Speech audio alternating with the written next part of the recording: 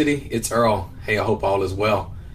Hey, want to pause for a second and make certain I gave you guys an update of what we have going on.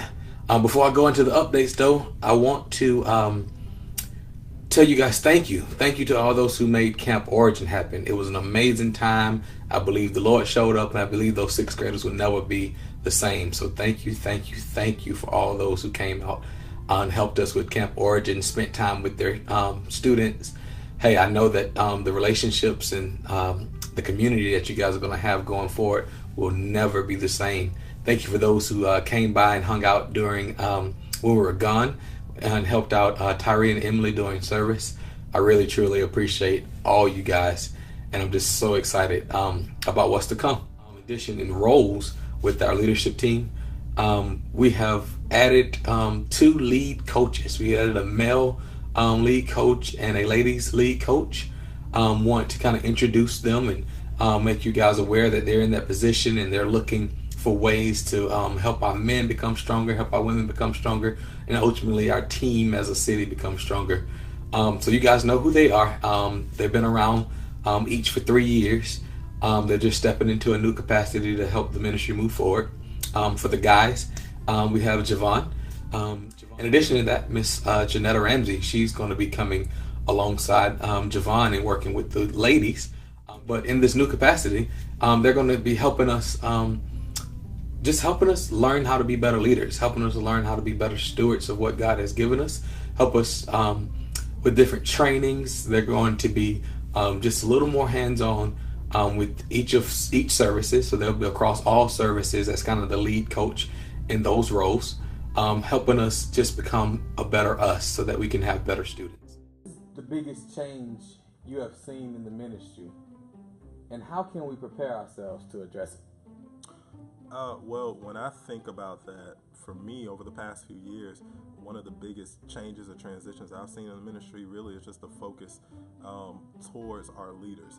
So it's not necessarily that we're taking a focus away from the kids. I think we've always nailed that part down. Like we've always talked about how we need to follow with our kids, how we need to build relationships with our students. One of the great transitions that I've seen and what really makes me appreciate the current leadership that we have with the city is there is more of a focus on how can we best serve our leaders, and I'm a part of that. I've benefited greatly from it. If we look to establish like fun community and discipleship with our students, I think the best way for us to implement that is really to do that with each other. And that's been the biggest change. I think it's been a fantastic one, and one that I'm looking forward to see continue, honestly, over the next couple of months, over the next couple of years, man. I think all of the ministry that we do really hinges on how well we can model fun community and discipleship with each other, because then it makes it easier for us to do it with our students. Yes, exactly. I totally agree. And the students will ultimately benefit with the fun community and discipleship that we actually bring among ourselves as leaders. They would fully benefit because it's genuine and we're actually developing ourselves and we're modeling it, and they will feel that as well towards them. And it's a good example of giving them what we already received back to them. Yeah, it's more authentic when you do it that way. Right, exactly. Yeah. It's not just textbook. We're actually experiencing what we want to give them.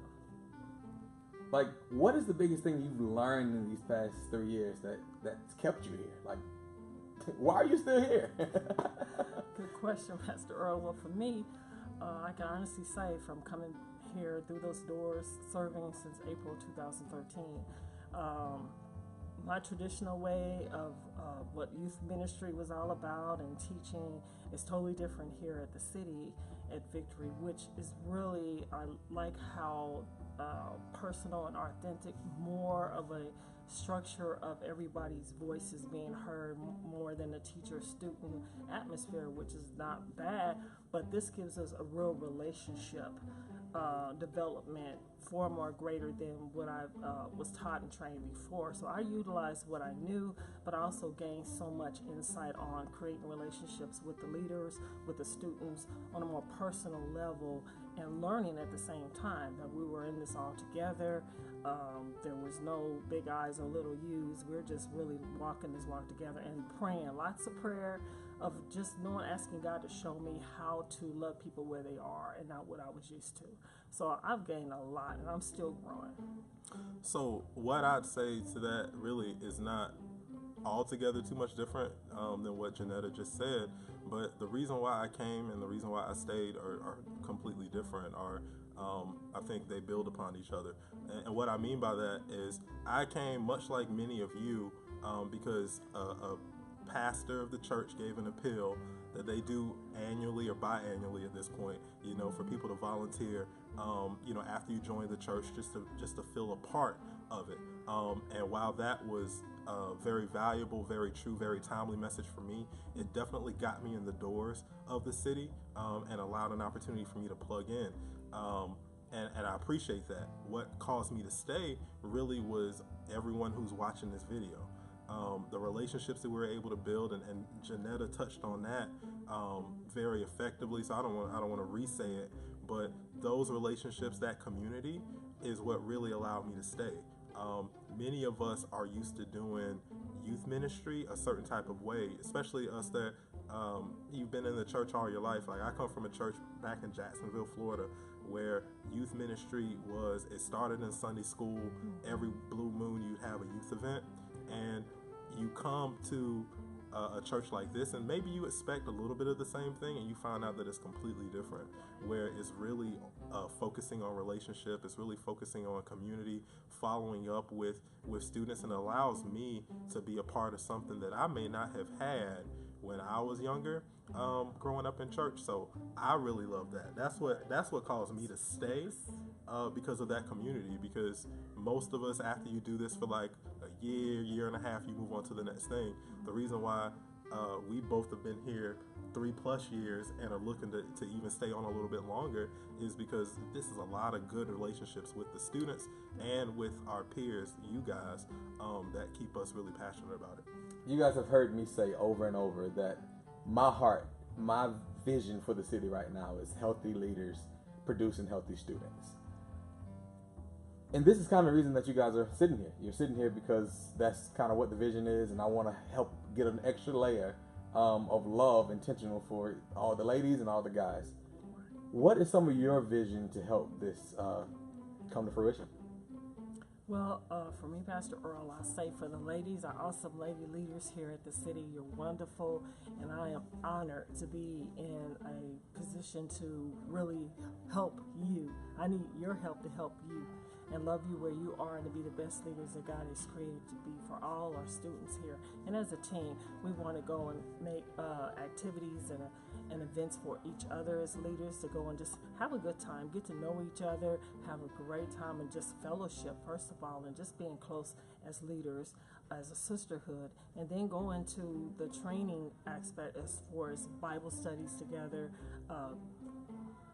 conference calls for prayer, and just really building a community first among ourselves so we can pass it on to our students, and just learning how to continue to grow as God has called us all to be what He's called us to be as leaders together. And I just need your help. Help me help you to serve you the best I can. Guys, what I'd say really is when I look at what the model for manhood could be in a ministry like this with the city, I think we have a great opportunity to model the same things that we're asking for. And with any ministry, I think when you're presented an opportunity like that, you have to take advantage of it. My vision really is that we do that. One of the things that you've heard over and over and over again for all the times we've had all those leadership summits, honestly, in every one, like we've talked about fun, community, and discipleship.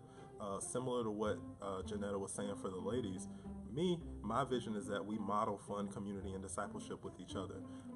Fun in that, hey, let's do the things outside of the building that keeps us closely knitted together. So whether that's us just getting together to watch the NBA Finals or something like that, even though we know Golden State's going to win, and that may be a waste of time. We can do fun things like that, or just getting together and just doing things that we all just enjoy as a community. which can allow us to work closer together with each other, pull each other up when we're down, and be able to show the type of strength that not only strengthens the students in our ministry, but even strengthens the ladies who serve beside us. You know, I want us to be able to do that very effectively. And then even from a standpoint of discipleship, being able to do the things that I know you guys are excited about, like Bible studies together, and really just talking through the things that we may have questions about, and really just being an example of manhood as a group. That's my vision for us, and I know we'll meet it, and I think it's going to be a fun challenge for us over the next few months as we build it, and I'm excited to take that on, as is Janetta with the ladies. So it's going to be fun, and I'm looking forward to it.